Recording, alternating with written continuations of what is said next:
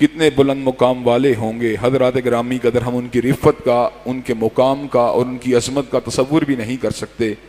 خود حضرت رسول اللہ صلی اللہ علیہ وسلم نے اعلان فرما دیا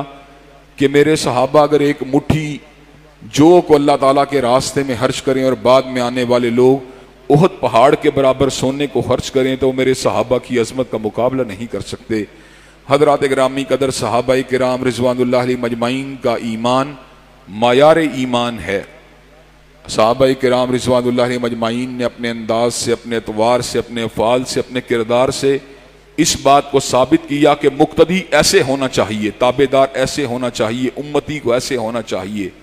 کوئی شخص حضرت رسول اللہ صلی اللہ علیہ وسلم کے بعد نبی نہیں بن سکتا،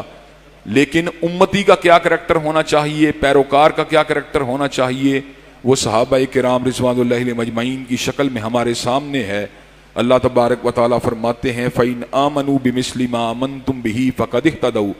وَإِنْ تَوَلَّوْا فَإِنَّمَا هُمْ فِي شِقَاقٍ، اگر تمہارا ایمان صحابہ کے ایمان جیسا ہوگا تو تم ہدایت کے اوپر ہو، اور اگر تم ان کے راستے سے ہٹ گئے فَإِنَّمَا هُمْ فِي شِقَاقٍ تو تم بدبخت ہو۔ حضرات گرامی قدر، چنانچہ ہمیں صدیق و فاروق، عثمان و علی، معاویہ، زبیر، طلحہ، عبد الرحمن، سعید، سعد، ان تمام لوگوں کے طرز عمل کو اپنے سامنے رکھتے ہوئے ان کو فالو کرنے کی کوشش کرنی چاہیے، اور اس بات کو سمجھنا چاہیے کہ اگر صحابہ کرام رضوان اللہ علیہ مجمعین اللہ اور اس کے رسول کی تابعداری کے اندر تن من دھن کو لٹانے کے اوپر آمادہ و تیار ہو گئے تھے تو ہم بھی انہی کی طرح اللہ تبارک و تعالیٰ کے فرمان پہ لبیک کہتے ہوئے، حضرت رسول اللہ صلی اللہ علیہ وسلم کے فرامین کے اوپر لبیک کہتے ہوئے ہمیں بھی تن من دھن کو نشاور کرنے کے اوپر آمادہ و تیار ہو جانا چاہیے۔ حضرات گرامی قدر، اس صورت میں اللہ تبارک و تعالیٰ نے دو طرح کی مسجدوں کا ذکر کیا۔ ایک مسجد زرار ہے جس کو اس لیے بنایا گیا، نام تو مسجد کا رکھا گیا لیکن اس لیے بنایا گیا کہ مومنوں کو پھاڑا جائے، کاٹا جائے، ان کے خلاف سازشیں کی جائیں۔ یہ منافقوں نے مسجد زرار بنائی تھی۔ اللہ تبارک و تعالیٰ نے اس کے مد مقابل ایسی مسجد کی طرف آنے کا حکم دیا، لا تقم فیہ ابداً، اللہ نے کہا اسی مسجد میں کبھی بھی کھڑے نہ ہونا۔ لَمَسْجِدٌ أُسِّسَ عَلَى التَّقْوَىٰ مِنْ أَوَّلِ يَوْمٍ أَحَقُّ أَن تَقُومَ فِيهِ رِجَالٌ يُحِبُّونَ أَن يَتَطَهَّرُوا وَاللَّهُ يُحِبُّ الْمُطَّهِّرِينَ، اس لیے کہ جو تقویٰ والی مسجدیں ہوتی ہیں ان کے اندر ایسے لوگ ہوتے ہیں جن کو طہارت، تزکیے سے پیار ہوتا ہے، اور اللہ تبارک و تعالیٰ کو بھی طہارت کو اختیار کرنے والوں سے پیار ہے۔ حضرات گرامی قدر، یہ آیت اس وقت اصل میں تو مسجد قباء کے بارے میں تھی، لیکن مسجد نبوی شریف کے اوپر بھی اس کا اطلاق ہوا، اور اس کے بعد اسے بات سمجھ میں آئی کہ وہ مسجد جس کی بنیاد تقویٰ کے اوپر رکھی جائے اس ہی کے اندر کھڑے ہونا چاہیے، جس کی للہیت کے اوپر بنیاد رکھی جائے اسی مسجد میں آنا چاہیے۔ الحمدللہ ثم الحمدللہ ثم الحمدللہ، ہمیں اپنی زندگی کے اندر ایسی مسجدوں سے گزرنے کا موقع ملا جن میں تقویٰ ہے، للہیت ہے، اللہ کی یاد ہے، اللہ کا پیار ہے، حضرت رسول اللہ کی سنت کا ابلاغ ہے، اور انتہائی اچھے انداز میں وہاں پہ نصیحتیں کی جاتی ہیں۔ اللہ تبارک و تعالی ہمارے مرکز کو، ہماری مسجد کو بھی تقویٰ والی مسجدوں کے اندر شامل فرما دے۔ حضرات گرامی قدر، اس صورت میں اللہ نے اس بات کا بھی ذکر کیا کہ اللہ تبارک و تعالیٰ کو بڑا ہی پیار ہے ان اہل ایمان کے ساتھ جو اپنی جانوں، اپنے مالوں کے بدلے ٹریڈنگ کرتے ہیں۔ کس چیز کی؟ اللہ تبارک و تعالیٰ کے راستے میں جہاد کی۔ ان اللہ اشتری من المؤمنین انفسهم واموالهم بان لهم الجنہ، اللہ نے ان سے ٹریڈنگ کی ہے، ان کی مالوں اور جانوں کے بدلے ان سے جنت کا سودا کیا ہے۔ یقاتلون فی سبیل اللہ، وہ اللہ کے راستے میں لڑتے ہیں، فیقتلون ویقتلون، پھر وہ کسی کی گردن کاٹتے ہیں اور اپنی بھی گردنوں کو کٹوا دیتے ہیں۔ وعدن علیہ حقا فی التوراۃ والانجیل والقرآن، اللہ کا ان سے یہ وعدہ صرف قرآن میں نہیں آیا، وعدن علیہ حقا فی التوراۃ والانجیل والقرآن، اللہ نے ان سے یہ سچا وعدہ توریت کے اندر بھی کیا تھا، انجیل کے اندر بھی کیا تھا، اور قرآن مجید کے اندر بھی کیا ہے۔ فاستبشروا ببیعکم الذی بایعتم بہ، اللہ تبارک و تعالیٰ نے یہ جو ٹریڈنگ کی ہے، اللہ تبارک و تعالیٰ اس کے بارے میں ارشاد فرماتے ہیں ومن اوفی بعہدہ من اللہ، اللہ سے سچا وعدہ کسی کا بھی نہیں ہو سکتا۔ حضرات گرامی قدر، آج مدینہ کی ریاست کی بڑی باتیں ہوتی ہیں۔ کیا یہ مدینہ کی ریاست ہے جس کے اندر بازار گناہ بھی کھلا ہے؟ کیا یہ مدینہ کی ریاست ہے جس کے اندر سودی کاؤنٹر بھی کھلے ہیں؟ کیا یہ مدینہ کی ریاست ہے جس کے اندر شراب کی بھٹیاں بھی کھلی ہیں، کیا یہ مدینہ کی ریاست ہے جس میں چھوٹے چھوٹے بچے اور بچیوں کی عزت داؤ کے پر لگی ہوئی ہے؟ کیا یہ مدینہ کی ریاست ہے جس میں پورنوگرافی کی ویڈیو عام چلتی ہیں؟ کیا یہ مدینہ کی ریاست ہے جس کے اندر مسجدوں کو لاک ڈاؤن کے اندر بند کرنے کی جسارت کی جاتی ہے؟ کیا یہ مدینہ کی ریاست ہے جس میں صفوں کو پھاڑنے کی باتیں کی جاتی ہیں؟ کیا یہ مدینہ کی ریاست ہے جس میں تمام جگہوں کے اوپر جو ہے سوشل ڈسٹینسنگ کے اصول پامال ہو رہے ہیں لیکن مسجد کے اندر زبردستی جبر کیا جاتا ہے؟ کیا یہ مدینہ کی ریاست ہے جس کے اندر جناب والا بڑے بڑے دینداروں کو پاب جولہ اور مقدمات کا اسیر بنایا جاتا ہے؟ کیا یہ مدینہ کی ریاست ہے جس میں حرمت رسول اللہ اور ختم نبوت کے اوپر سمجھوتے کیے جاتے ہیں، جن کے اوپر ٹریڈنگ کی جاتی ہے؟ حضرت مولانا ظفر علی خان رحمۃ اللہ علیہ نے کہا تھا اس بیم و رجا کے عالم میں طیبہ کی زیارت ہوتی ہے، ایک طرف شریعت ہوتی ہے، ایک طرف محبت ہوتی ہے، کہ مدینہ کی ریاست تو مسلمانوں کا ٹارگٹ ہے، جہاں جاتے ہیں حضرت رسول اللہ کی محبت کے اندر معمور ہو کے لوگ جاتے ہیں، لیکن شریعت ان کو سمجھاتی ہے کہ ادب اداب اپنی جگہ پر، محبت پیار اپنی جگہ پر ہے، لیکن اللہ اللہ ہے، حضرت رسول اللہ ہیں۔ اور ساتھ ہی مدینہ طیبہ کی ریاست کا بڑا ہی خوبصورت نقشہ کھینچا، کہا ہاتھ میں تلوار ہو اور دل میں ہو خوف خدا، ہاتھ میں تلوار ہو اور دل میں ہو خوف خدا، یسربی تہذیب کتنی دل نشیں اور سادہ ہے۔ کہا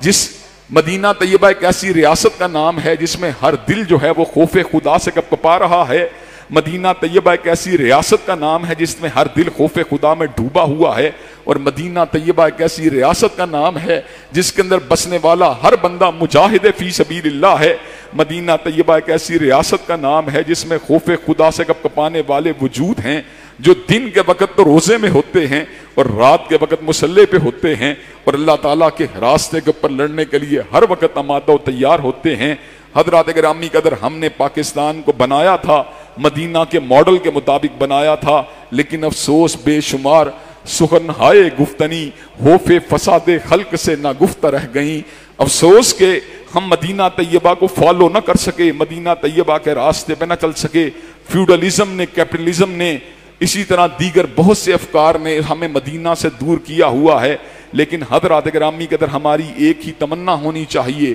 ہماری ایک ہی دعا ہونی چاہیے کہ اللہ تبارک و تعالی ہماری ریاست کو ریاست مدینہ کے نقش قدم پہ چلنے کی توفیق دے۔ حضرات گرامی قدر، اس صورت میں اللہ نے اس بات کا بھی ذکر کیا کہ مشرک اللہ کو اتنا ناپسند ہے، اتنا ناپسند ہے کہ اللہ تبارک و تعالی نے اس کو کبھی بھی معاف نہیں کرنا، اور اس کو معاف ہی نہیں کرنا بلکہ اللہ تعالیٰ نے اپنے نبیوں کو اور اہل ایمان کو مشرکوں کے لیے دعائے مغفرت کرنے کی بھی اجازت نہیں دی۔ ما کان للنبی والذین آمنوا ان یستغفروا للمشرکین ولو کانوا اولی قربی من بعد ما تبین لهم انہم اصحاب الجحیم۔ کسی نبی اور مومن کے لیے بات روا نہیں کہ وہ مشرک کے لیے دعائے مغفرت کرے، چاہے اس کا قریبی عزیز بھی کیوں نہ ہو۔ اس بات کے واضح ہو جانے کے بعد کہ وہ اصحاب جحیم ہیں، وہ بخشے نہیں جا سکتے۔ حضرات گرامی قدر، دنیا کے اندر ایک وجود ہے جو انتہائی قابل احترام ہے، انتہائی قابل عزت ہے، جناب ابو طالب کا وجود، جنہوں نے حضرت رسول اللہ سے محبت کی ہے، حضرت رسول اللہ سے پیار کیا ہے، حضرت رسول اللہ کا ساتھ دیا ہے، لیکن حضرات گرامی قدر جب کلمے کو نہیں پڑھا، جب ایمان کو اختیار نہیں کیا، تو حضرت رسول اللہ نے اعلان فرما دیا لولا انا لکان فی الدرک الاسفل من النار، اگر میں نہ ہوتا تو ابو طالب جہنم کے سب سے گہرے گڑے ہوئے ہوتے، لیکن میرا ساتھ دینے کی وجہ سے، میرا پیار، مجھ سے محبت کرنے کی وجہ سے اللہ نے عذاب میں کمی کی ہے، لیکن ابھی بھی عالم یہ ہے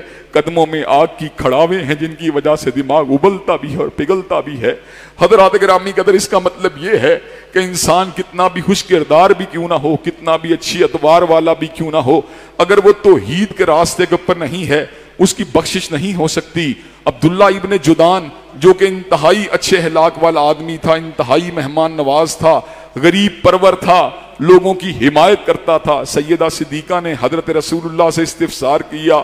کہ عبداللہ ابن جدان جنت میں جائے گا، تو میرے آقا نے کہا تھا عبداللہ ابن جدان جنت میں نہیں جائے گا، اس لیے کہ عبداللہ ابن جدان نے کبھی یہ نہیں کہا تھا اللہ یوم حساب میری خطاؤں کو معاف کر دینا۔ حضرات گرامی قدر، جس کا ٹارگٹ اللہ کی رضا نہیں ہے، جس کا ٹارگٹ یوم حساب کی کامیابی نہیں ہے، ہاں وہ کتنی بھی خدمت انسانیت کیوں کرتا نہ رہے، اس کے لیے جنت کے دروازے کبھی بھی نہیں کھل سکتے۔ جنت کو حاصل کرنا جو اتنا آسان نہیں ہے، فقط خدمت انسانیت کے بدلے جنت نہیں مل سکتی، ہاں جو توحید پرست ہے، جو شب زندہ دار ہے، جو تہجد گزار ہے، اگر خدمت انسانیت میں پیش ہے تو اللہ تعالیٰ کی رحمتوں کو مزید حاصل کرے گا۔ خیر الناس من ینفع الناس، بہترین آدمی وہ ہے جو انسانوں کو فائدہ پہنچانے والا ہے، لیکن اس کی بہتری کا مدار اور اس کی بہتری کی اساس عقیدہ توحید ہے۔ اگر کلمہ نجات کو حاصل کیا اور پھر انسانیت کی خدمت کی ہے، پھر سونے پہ سہاگا ہے، پھر اللہ تبارک و تعالیٰ کا فضل ہے، پھر نور علی نور ہے۔ لیکن اگر فقط خدمت انسانیت کی ہے، فقط انسانیت کے کام آنے کی جستجو کی ہے، عقیدہ توحید کو اختیار نہیں کیا، تو بخشش کے کوئی بھی امکانات موجود نہیں ہیں۔ حضرات گرامی قدر، اس صورت میں اللہ تبارک و تعالیٰ نے اس بات کا بھی ذکر کیا کہ دنیا کے اندر تو لوگ دھڑوں کی حمایت کرتے ہیں، پارٹیوں کی حمایت کرتے ہیں، برادریوں کی حمایت کرتے ہیں، لیکن اللہ تعالیٰ نے حمایت کا کچھ اور معیار ہمارے سامنے رکھا۔ اللہ تبارک و تعالیٰ اعلان فرماتے ہیں، یا ایھا الذین آمنوا اتقوا اللہ وکونوا مع الصادقین، اے ایمان والو اللہ سے ڈر جاؤ اور سچوں کا ساتھ دیا کرو۔ حضرات گرامی قدر، اگر میرا بھائی جھوٹ کے اوپر ہے پھر مجھے اس کا ساتھ نہیں دینا چاہیے۔ اگر میرا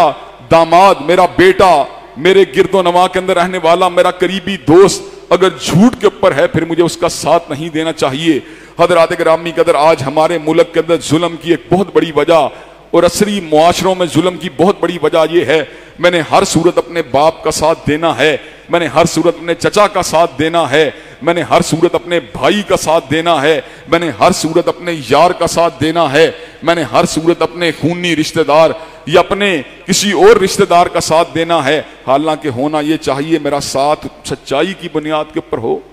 حضرات گرامی قدر، اگر ہم سچوں کا ساتھ دینے والے بن جائیں تو معاشرے سے خود بہت ظلم کا جنازہ اٹھ جائے گا۔ حضرات گرامی قدر، اس صورت میں اللہ تبارک و تعالیٰ نے اس بات کا بھی ذکر کیا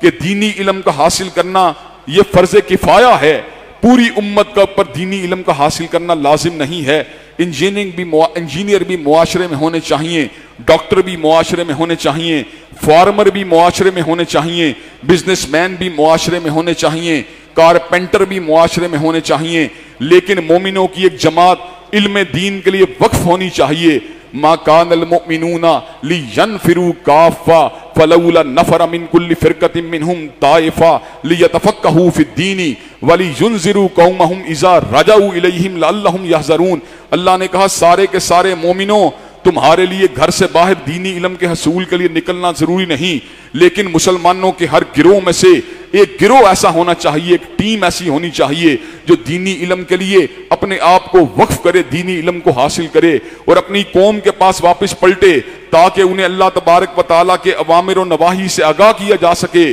تاکہ انہیں ڈرایا جا سکے۔ حضرات گرامی قدر، اگر میرا ایک بیٹا ڈاکٹر ہے، ایک بیٹا انجینئر ہے، تو میرے ایک بیٹے کو عالم بھی ہونا چاہیے، تاکہ میرا جو عالم بیٹا ہے وہ ہمیں یہ بات بتلا سکے کہ بابا یہ چیز حلال ہے، یہ چیز حرام ہے، یہ چیز درست ہے، یہ چیز غلط ہے۔ حضرات گرامی قدر، لیکن دکھ کی بات یہ ہے ہم نے سید العلوم کی بجائے باقی علوم، باقی فنون کے لیے اپنی اولادوں کو وقف کیا۔ ہم نے اپنی اولادوں کو انجینئر تو بنا دیا، ڈاکٹر تو بنا دیا، اسٹیٹسٹکس کا ماہر تو بنا دیا، بزنس مینجمنٹ کا ماہر تو بنا دیا، لیکن اگر نہیں بنایا تو دین کا عالم نہیں بنایا۔ ذہین اور بریلینٹ طالب علموں کی بہت بڑی تعداد آج علم دین سے دور ہے۔ حضرات گرامی قدر، ان کو پوچھیں آپ علم کو حاصل کیوں نہیں کرتے؟ میں کیریئر کو بنانا چاہتا ہوں، میں اپنے کیریئر کو ڈیولپ کرنا چاہتا ہوں۔ حضرات گرامی قدر، علم دین سے کبھی آپ کے کیریئر کے اندر نقص نہیں آئے گا۔ اپنے بیٹے کو دین کے علم کا ماہر بنائیں، انشاءاللہ اللہ تعالیٰ اس کو محتاج نہیں رہنے دیں گے، بلکہ رزق کے ایسے دروازے اس کے لیے کھولیں گے کہ آپ حیران و ششدر رہ جائیں گے۔ حضرات گرامی قدر، اس صورت میں اللہ تبارک و تعالیٰ نے اس بات کا بھی ذکر کیا کہ حضرت رسول اللہ صلی اللہ علیہ وسلم کائنات کے لوگوں کے لیے اللہ تبارک و تعالیٰ کی طرف سے آنے والے ایک رسول ہیں۔ لَقَدْ جَاءَكُمْ رَسُولٌ مِّنْ أَنفُسِكُمْ عَزِيزٌ عَلَيْهِ مَا عَنِتُّمْ حَرِيصٌ عَلَيْكُمْ بِالْمُؤْمِنِينَ رَءُوفٌ رَحِيمٌ۔ کسی کی چاہت مکان کے لیے ہے، کسی کی چاہت دکان کے لیے ہے، کسی کی چاہت سرمائے کے لیے ہے، لیکن حضرت رسول اللہ وہ ہیں حریص علیکم بالمؤمنین رؤوف رحیم۔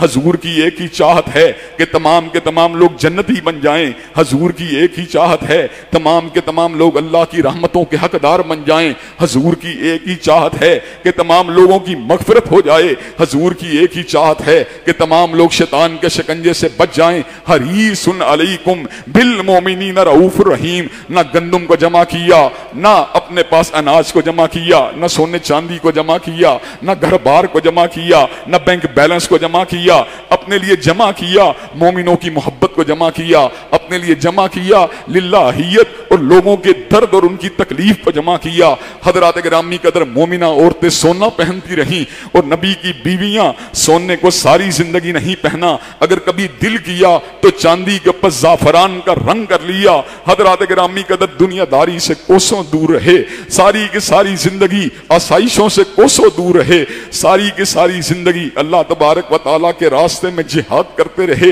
دعوت دین کا فریضہ انجام دیتے رہے، تہجد گزاری کے اندر اپنے وقت کو بتاتے رہے، سسکیاں لیتے رہے، اللہ تبارک و تعالیٰ کی مخلوق کی خیرخواہی کے اندر ساری کی ساری زندگی کو اپنا وقف کیے رکھا۔ حضرات گرامی قدر حضرت رسول اللہ محسن انسانیت ہیں، حضرت رسول اللہ فخر انسانیت ہیں، حضرت رسول اللہ خیر البشر ہیں، حضرت رسول اللہ سید ولد آدم ہیں، حضرت رسول اللہ جمی انسانیت کے مقتدا ہیں، حضرت رسول اللہ جمی انسانیت کے پیشوا ہیں، حضرت رسول اللہ صلی اللہ علیہ وسلم دین و دنیا دونوں کے ہی امام ہیں، حضرت رسول اللہ دین و دنیا دونوں ہی کے مقتدا ہیں، حضرت رسول اللہ دین و دنیا دونوں ہی کے پیشوا ہیں۔ حضرات گرامی قدر مائیکل ہارٹ نے بجا طور پہ کہا تھا he was the only man in the human history who was supremely successful in both the phases of life۔ وہ کائنات کے واحد ہستی ہیں جو دین و دنیا دونوں کے اعتبار سے کائنات کی رہبری کرنے والے، کائنات کی الجھی ہوئی زلفوں کو سنوارنے والے۔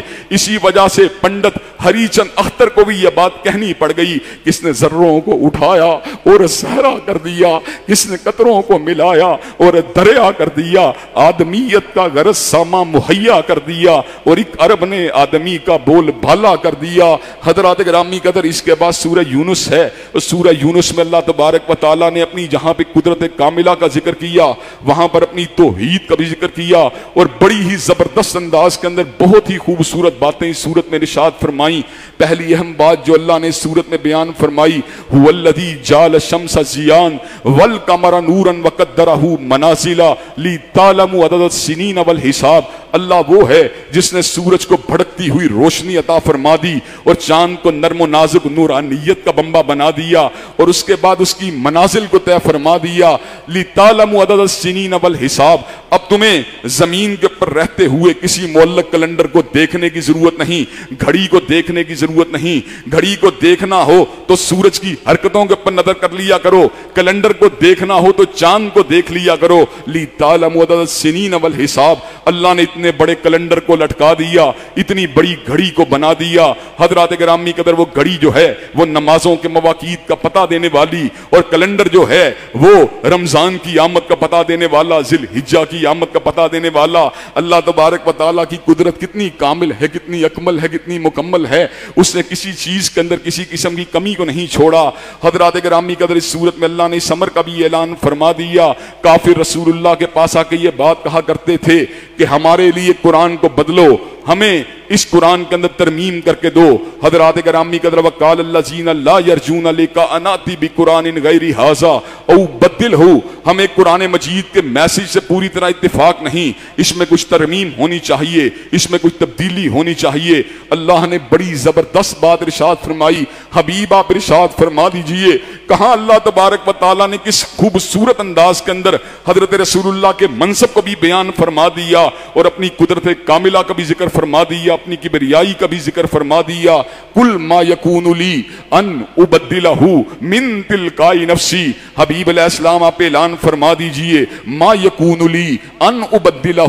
من تلقاء نفسی۔ میں قرآن مجید کی وحی کے اندر ترمیم کرنے کا مجاز نہیں ہوں۔ ان اتبع الا ما یوحی الی۔ میں تو اللہ تبارک و تعالیٰ کی وحی کی پیروی کرنے والا ہوں، میں تو اس کا تابعدار رسول ہوں۔ حضرات گرامی قدر گویا کہ حضرت رسول اللہ نے سمر کو واضح فرما دیا۔ قرآن مجید کا ایک ایک لفظ، قرآن مجید کا ایک ایک حرف طرف قرآن مجید کی ایک ایک آیت اللہ احکم الحاکمین کی طرف سے آئی ہے، لا یاتیہ الباطل من بین یدیہ ولا من خلفہ تنزیل من حکیم حمید، باطل آگے سے پکڑ نہیں سکتا، پیچھے سے چھو نہیں سکتا، اتارنے والی ذات حکیم و حمید کی ذات ہے۔ حضرات گرامی قدر اس صورت میں اللہ نے اس امر کا بھی اعلان فرما دیا، موت کا ایک وقت مقرر ہے، لکل امت اجل، ہر بندے کے لیے اللہ نے موت کا ایک وقت مقرر فرما دیا ہے۔ جس وقت موت کا وقت مقررہ آ جاتا ہے، لا یستاخرون ساعۃ ولا یستقدمون، نہ ایک لمحے کے لیے آگے ہوتا ہے نہ ایک لمحے کے لیے پیچھے ہوتا ہے۔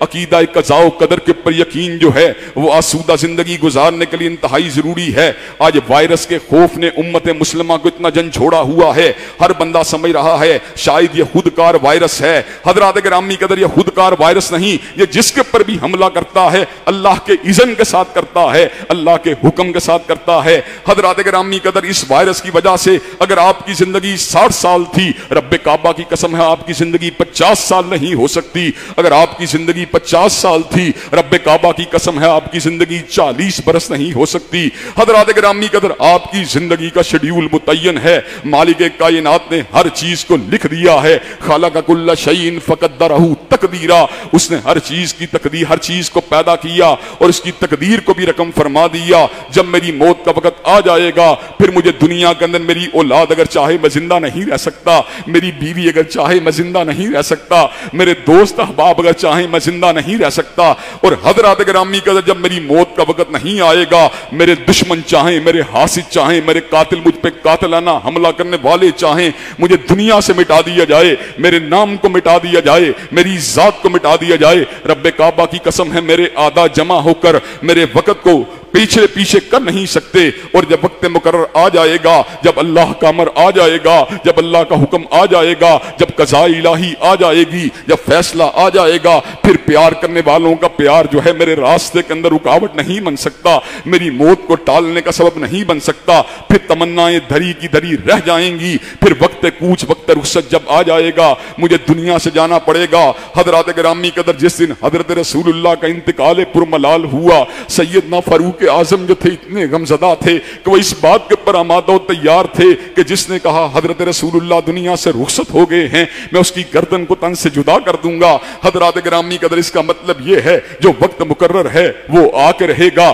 وہ اولیاء کے اوپر بھی آ کے رہے گا، وہ اتقیاء کے اوپر بھی آ کے رہے گا، وہ اذکیاء کے اوپر بھی آ کے رہے گا۔ انبیاء علیہم السلام بھی جتنی دیر کے لیے دنیا میں جلوہ گر ہوئے، جلوہ افروز ہوتے رہے، جب رخصت کا وقت آیا دنیا سے تشریف لے گئے۔ حضرات گرامی قدر یہ عقیدہ قضاء و قدر کا انتہائی مضبوط ہونا چاہیے کہ پوری انسانیت اگر مجھے مٹانا چاہے، جب تک میرا رب نہ چاہے مجھے مٹا نہیں سکتی، اور پوری انسانیت جو ہے مجھے باقی رکھنا چاہے، جب میرا رب نہ چاہے مجھے باقی رکھ نہیں سکتی۔ حضرات گرامی قدر اس عقیدے کی برکت سے خوف چھٹ جاتے ہیں، اس عقیدے کی برکت سے غم دور ہو جاتے ہیں، اس عقیدے کی برکت سے بے قرار دلوں کو امن مل جاتا ہے، اس عقیدے کی برکت سے اداس روحوں کو سکون مل جاتا ہے، اس عقیدے کی برکت سے اوہام کا کلا کما ہو جاتا ہے۔ یہ عقیدہ پھر انسان کو کسی وائرس سے ڈرنے نہیں دیتا، کسی بیکٹیریا سے ڈرنے نہیں دیتا، یہ عقیدہ پھر کسی بندوق کی گولی سے ڈرنے نہیں دیتا، یہ عقیدہ پھر کسی دشمن سے ڈرنے نہیں دیتا۔ حضرات گرامی قدر پھر انسان کا توکل اور انابت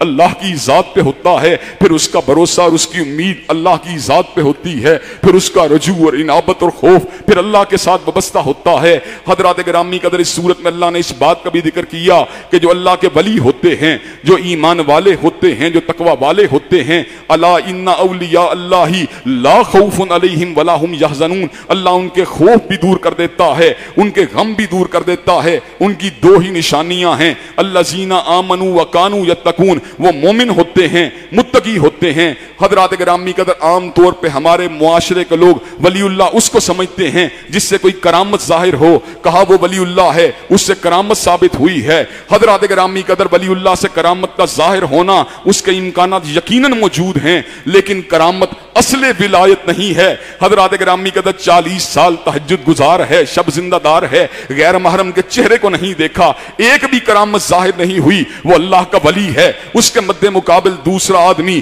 حرام کاری کرنے والا ہے، حرام کا ارتکاب کرنے والا ہے، لیکن ہر کے عادت اس سے ثابت ہوتی ہے، وہ دجال کا پیروکار ہے، وہ شیطان کا پیروکار ہے، وہ اللہ کا ولی نہیں ہے۔ ہے، ہاں ہاں اس بات کے امکانات موجود ہیں، رب کا ولی ہے اور ولایت کے دوران اس سے کرامتیں بھی ظاہر ہوتی رہیں، کئی حرکت عادت باتیں بھی ظاہر ہوتی رہیں، اس بات کی نفی نہیں کرتے، لیکن اصل ولایت کرامت نہیں ہے، اصل ولایت ایمان ہے، اصل ولایت تقوی ہے۔ سیدہ مریم پہ اللہ تبارک و تعالیٰ نے کرامت کو ظاہر فرما دیا، بے موسم کے پھل بھی عطا فرما دیے۔ سیدنا زکریا نے آگے کہا یا مریم انا لکی ھذا، یا مریم یہ پھل کہاں سے آئے ہیں؟ سیدہ مریم کا جواب کیا تھا؟ یا مریم انا لکی ھذا، سیدہ مریم نے جواب میں کہا قالت هو من عند اللہ ان اللہ یرزق من یشاء بغیر حساب، یہ پھل اللہ نے بیچے ہیں اور اللہ جب چاہتا ہے جس کو چاہتا ہے بلا حساب رزق دیتا ہے۔ ولایت کا انکار نہیں ہے، انہونی دعاؤں کی قبولیت کا انکار نہیں ہے، اللہ کی طرف سے غیبی امداد کا انکار نہیں ہے، لیکن اصل ولایت ایمان ہے، اصل ولایت تقوی ہے۔ چاہے پوری کی پوری زندگی میں ایک بھی کرامت ظاہر نہ ہو، وہ رب کا ولی ہے، جو مومن ہے، جو متقی ہے، جو اس کی حد بندیوں کو ملحوظ خاطر رکھنے والا ہے، جو اس کی حدود کا احترام کرنے والا ہے، جو اس کے شاعر کے ساتھ محبت کرنے والا ہے، جو اللہ رسول جہاد فی سبیل اللہ سے پیار کرنے والا ہے، وہ پروردگار عالم کا ولی ہے۔ حضرات گرامی قدر، اس صورت میں اللہ نے اس بات کا بھی ذکر کیا، جب اللہ تبارک و تعالیٰ نے فرعون کو غوطہ دیا تو ایسے عالم کے اندر بحر کلزم میں غوطہ کھانے کے بعد فرعون نے الفاظ کہے تو کیا کہے؟ آمنت انہ لا الہ الا الذی آمنت بہ بنو اسرائیل وانا من المسلمین، میں بھی اس رب کے اوپر ایمان لے کے آیا جس کے اوپر بنی اسرائیل کا ایمان ہے اور میں بھی مسلمان ہوں۔ اللہ نے کہا تیرا ایمان جو ہے وہ ناقابل قبول ہے، فَالْيَوْمَ نُنَجِّيكَ بِبَدَنِكَ لِتَكُونَ لِمَنْ خَلْفَكَ آیَةً وَإِنَّ كَثِيرًا مِّنَ النَّاسِ عَنْ آیَاتِنَا لَغَافِلُونَ، کہ آج کے بعد میں تیرے وجود کو پیچھے رہنے والوں کے لیے عبرت بنا دوں گا، حی و قیوم کے ہوتے ہوئے، علی کل شیء قدیر کے ہوتے ہوئے، فعال لما یرید کے ہوتے ہوئے، سریع الحساب کے ہوتے ہوئے، شدید العقاب کے ہوتے ہوئے، اول و آخر کے ہوتے ہوئے، ظاہر و باطن کے ہوتے ہوئے، مالک الملک کے ہوتے ہوئے، ذوالجلال والاکرام کے ہوتے ہوئے تو جھوٹی خدائی کا دعویٰ کرتا رہا۔ لوگ تیرے مردہ وجود کو دیکھ کے عبرت حاصل کریں گے اور حی و قیوم کی جلالت اور کبریائی کا احساس ان کے دلوں میں مزید مستحکم ہوتا چلا جائے گا۔ حضرات گرامی قدر، اس صورت میں اللہ نے اس بات کا بھی ذکر فرما دیا کہ قوم یونس کے لوگ جو تھے ان کے پر عذاب آنے والا تھا، لیکن قوم یونس کے لوگوں نے توبہ اور ایمان کا راستہ اختیار کیا۔ جب ایمان اور توبہ کے راستے پر چل نکلے، اللہ نے آئے ہوئے عذاب کو ان سے ٹال دیا۔ حضرات گرامی قدر، آج ہماری قوم بھی اللہ کی گرفت کی لپیٹ میں ہے۔ ان بطشا ربی کا لشدید، پروردگار عالم کی پکڑ انتہائی شدید ہے۔ اس پکڑ شدید سے نکلنے کا ایک ہی راستہ ہے، توبہ کا راستہ ہے، ایمان کا راستہ ہے، انابت اللہ کا راستہ ہے، رجوع کا راستہ ہے، دعا کا راستہ ہے۔ اگر ہم اس راستے کو اختیار کر لیں تو انشاءاللہ اللہ ہمارے ساری مصائب کو دور کر دے گا۔ اللہ تبارک و تعالیٰ میں صحیح معنوں میں قرآن و سنت کو سمجھنے اور اس سے استفادہ کرنے کی توفیق دے۔ وآخر دعوانا الحمدللہ رب العالمین، الحمدللہ رب العالمین، الرحمن الرحیم، مالک یوم الدین، ایاک نعبد و ایاک نستعین، اہدنا الصراط المستقیم، صراط الذین انعمت علیہم غیر المغضوب علیہم ولا الضالین، آمین۔ الف لام میم، اللہ لا الہ الا هو الحی القیوم و الہکم الہ واحد لا الہ الا هو الرحمن الرحیم۔ اللہم صلی علی محمد وعلی آل محمد کما صلیت علی ابراہیم وعلی آل ابراہیم انک حمید مجید۔ اللہم بارک علی محمد وعلی آل محمد کما بارکت علی ابراہیم وعلی آل ابراہیم انک حمید مجید۔ اے اللہ ہم سب کے گناہوں کو معاف فرما، اے اللہ ہم سب کی تکلیفوں کو رفع فرما، اے اللہ ہم سب کی بے چینیوں بے قراریوں کو دور فرما، اے اللہ ہم سب کے گھروں میں امن و سکون اور راحتوں کا نزول فرما، اے اللہ جتنی تکلیفیں آ چکی ہیں اللہ ان پہ صبر کرنے والا بنا، اے اللہ آئندہ آنے والی زندگی میں ہر تکلیف سے ہر آزمائی سے ہم سب کو محفوظ و مامون فرما، اے اللہ دین و دنیا کی اعلیٰ ترین کامیابیوں کامرانیوں سے ہمکنار فرما، اللہ دنیا و آخرت کی ذلت اور رسوائیوں سے محفوظ و مامون فرما، اے اللہ اسلام والی زندگی ایمان والی موت نصیب فرما، اے اللہ رمضان المبارک کے اندر روزوں کو قبول و منظور فرما، اے اللہ راتوں کے قیام کو قبول و منظور فرما، اے اللہ ہماری تمام جائز دلی تمناؤں کو قبول و منظور فرما، اے اللہ جتنی ناجائز خواہشات ہمارے دل میں پنپ رہی ہیں اللہ ان معاملات میں ہماری اصلاح فرما، اللہ کرونا کی اس وبا کو امت مسلمہ سے دور فرما، اللہ پرامن انسانیت سے دور فرما، اللہ اپنے فضل و کرم سے ہمیں امن اور ہمیں پناہ نصیب فرما۔